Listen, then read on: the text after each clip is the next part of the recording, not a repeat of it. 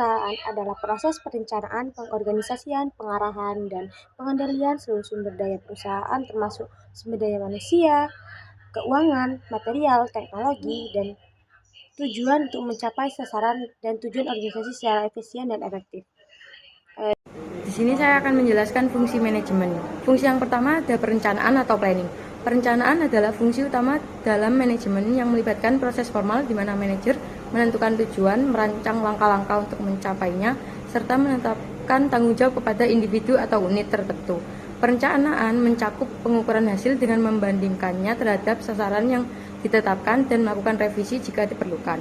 Proses ini terjadi di berbagai tingkat organisasi dan menjadi bagian integral dari tugas manajer. Yang kedua adalah pengorganisasian atau organizing. Pengorganisasian adalah fungsi manajemen yang kedua yang berperan sebagai langkah strategis untuk merealisasikan rencana organisasi. Menurut Winadi 1990, pengorganisasian melibatkan proses pembagian pekerjaan menjadi bagian-bagian yang dapat dikelola serta koordinasi aktivitas untuk mencapai tujuan tertentu. Menurut Terry 1973 juga menjelaskan bahwa pengorganisasian adalah penciptaan hubungan yang efektif antar individu sehingga mereka dapat bekerja bersama dengan efisien dan merasa puas dalam melaksanakan tugas di bawah kondisi tertentu untuk mencapai tujuan yang ditetapkan. Lalu fungsi manajemen yang ketiga ada pengarahan, leading atau directing.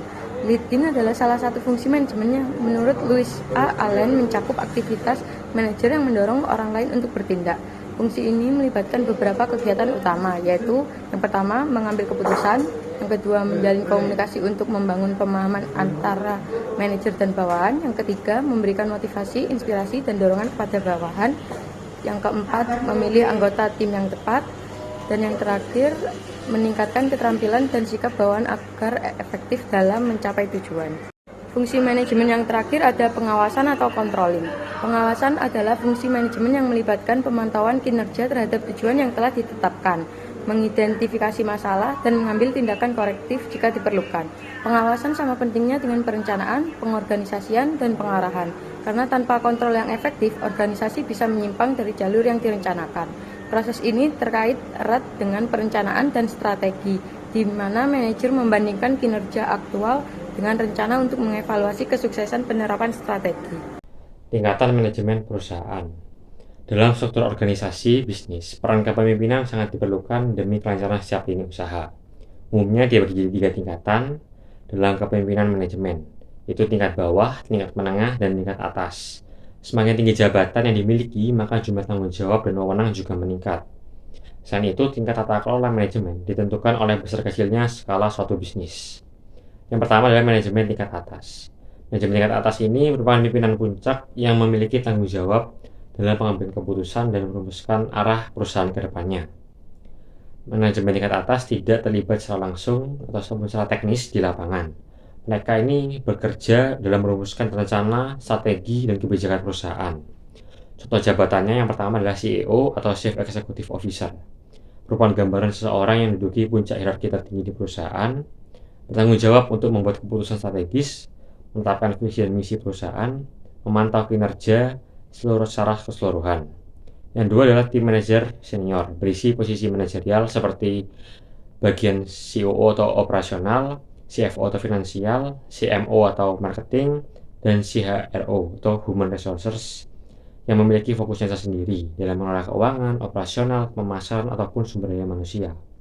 Yang tiga adalah dewan direksi, bertugas sebagai pengawas, pemeriksaan, dan inspeksi dalam mengevaluasi kegiatan usaha dan juga kinerja operasional.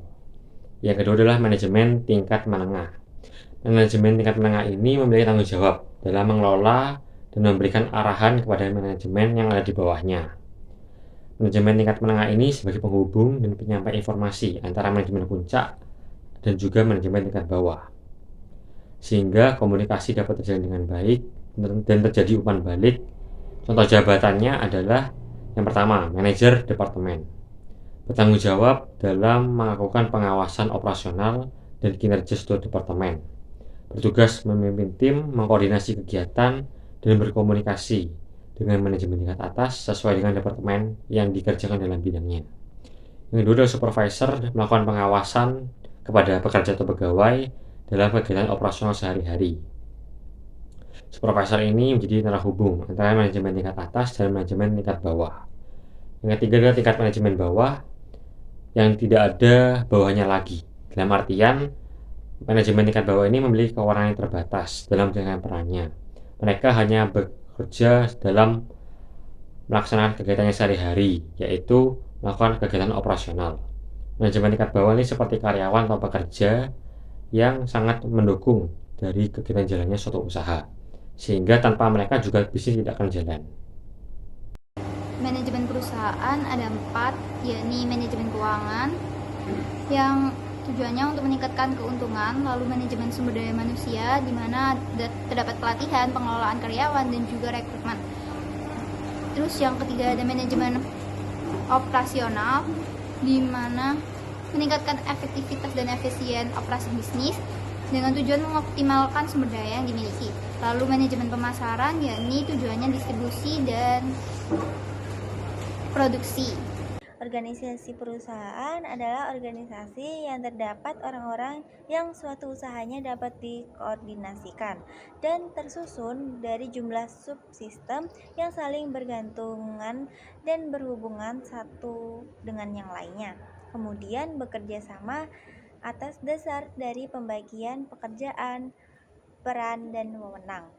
Ada juga pengertian organisasi perusahaan menurut Cass and Rosenwing adalah yang pertama terdiri dari orang yang berorientasi pada tujuan.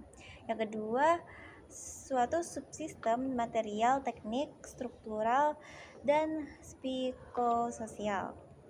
Dan adanya subsistem yang lebih luas. Organisasi perusahaan sendiri juga memiliki terdapat beberapa arti, diantaranya adanya fungsi delegasi. Fungsi delegasi ini sangat penting dalam perusahaan karena memungkinkan pemimpin untuk mendelegasikan tanggung jawab dan wewenang kepada karyawan atau tim yang tepat. Dengan adanya pembagian tugas ini, setiap individu dan organisasi dapat fokus pada peran spesifik mereka, meningkatkan efisien dan produktivitas mereka. Lalu terciptanya bayangan untuk kesuksesan bisnis. Struktur organisasi yang baik menciptakan fondasi yang kuat bagi kesuksesan jangka panjang bisnis. Dengan memiliki organisasi yang jelas, perusahaan dapat merencanakan, mengarahkan, mengontrol kegiatan untuk mencapai tujuan strategisnya. Lalu memudahkan pengembangan SDM atau sumber daya manusia. Dengan organisasi, kita dapat mengetahui perusahaan mana saja yang membutuhkan sumber daya yang cukup.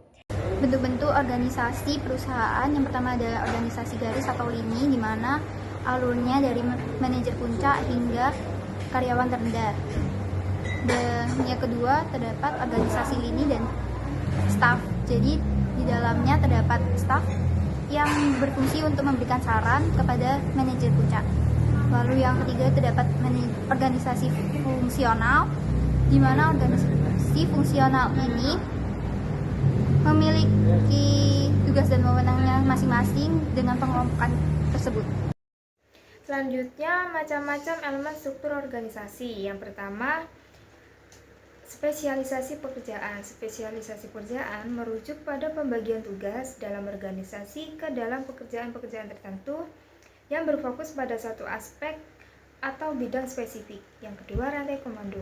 Rantai komando adalah jalur wewenang yang menghubungkan setiap individu dalam organisasi dari tingkat manajerial tinggi hingga ke tingkat karyawan terendah.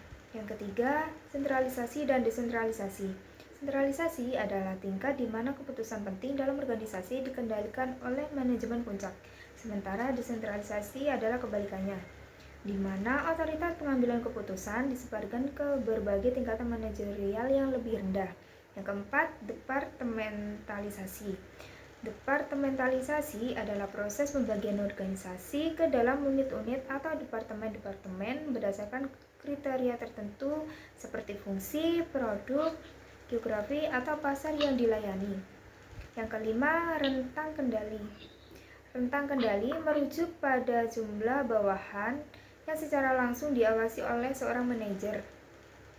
Yang keenam, formalisasi. Formalisasi adalah tingkat di mana aturan, prosedur, dan kebijakan tertulis mendikte aktivitas dan perilaku dalam organisasi. Selanjutnya saya akan menjelaskan materi yang terakhir, yaitu tujuan organisasi perusahaan. Di dalamnya terdapat beberapa tujuan. Yang pertama yaitu meningkatkan kemandirian serta kemampuan sumber daya. Jadi kemampuan dari sumber daya yang dimiliki, baik itu sumber daya manusia maupun sumber daya yang lainnya, dengan adanya struktur yang jelas, setiap individu dapat berkontribusi secara optimal sesuai dengan keinginannya. Yang kedua yaitu menciptakan kerjasama yang efektif. Jadi setiap bagian atau setiap individu dalam perusahaan dapat berkolaborasi dengan baik untuk mencapai tujuan bersama. Hal ini dapat dicapai dengan komunikasi yang baik, tujuan yang jelas, pemahaman yang kuat atas peran masing-masing, sehingga konflik dapat diminimalisir dengan baik. Yang ketiga yaitu menetapkan jabatan dan penghargaan. Jadi hal ini memberikan struktur yang jelas dalam berorganisasi terkait tanggung jawab dan hak-hak karyawan. Dengan sistem yang adil serta transparan, jadi karyawan itu dapat termotivasi untuk bekerja lebih baik dan sehingga mereka itu bisa diakui dan dihargai atas kontribusinya.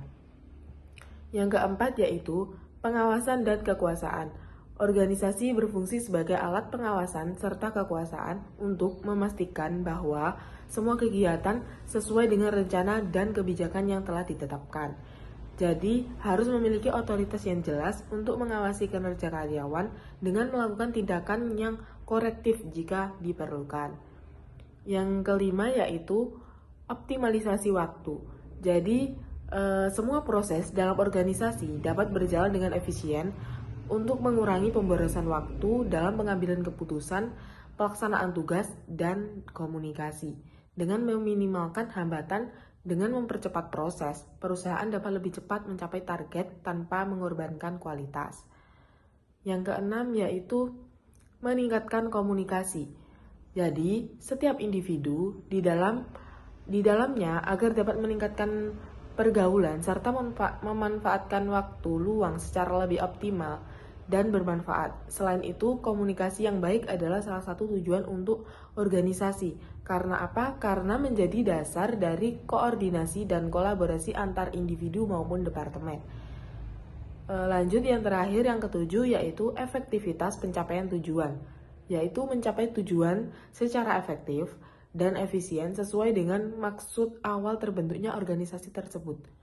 Efektivitas pencapaian tujuan organisasi berfokus pada bagaimana perusahaan mencapai target atau misi yang telah ditetapkan dengan penggunaan sumber daya yang optimal.